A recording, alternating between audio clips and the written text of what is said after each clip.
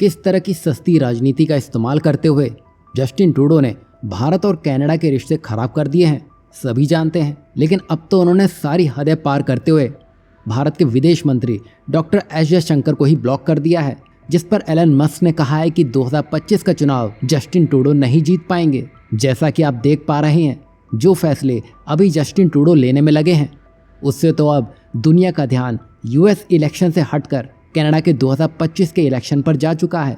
दरअसल हाल ही में the Australia today के सोशल मीडिया पेज को कनाडा ने ब्लॉक कर दिया। ऐसा इसलिए किया गया क्योंकि इस मीडिया आउटलेट ने विदेश मंत्री डॉक्टर एस जयशंकर और ऑस्ट्रेलियाई विदेश मंत्री पेनी वेंग के प्रेस कॉन्फ्रेंस कवर की थी। वैसे इस कवरेज में ऐसा कुछ भी नहीं था कि ये किसी को नुकसान या ठेस पहुंचा रही हो, लेकिन जैसा कि आप जानते हैं, डॉक्टर एस जयशंकर का बेबाक अंदाज जस्टिन ट्रूडो की सारी पोल पट्टी खोल गया है।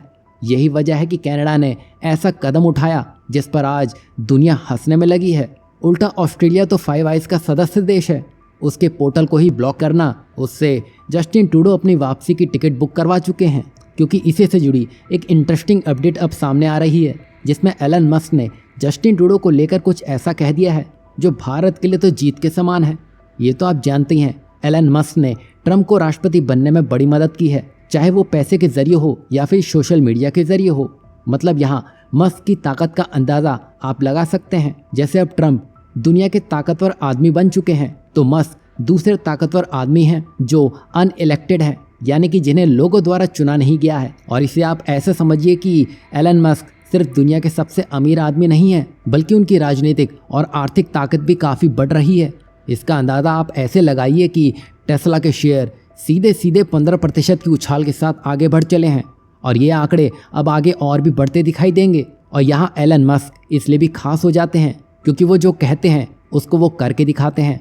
पहले उन्होंने ट्विटर खरीदा, फिर ट्रंप को राष्ट्रपति बनाया, और अब उन्होंने जस्टिन ट्रूडो की हार की भविष्यवाणी कर दी है। इसके बाद से भारत में ट्रूडो पर सोशल मीडिया पर खूब मज़े लिए जा रहे हैं। और मस्क की यही खासियत है कि वो ठान लेते हैं, उसे वो करके दिखाते हैं।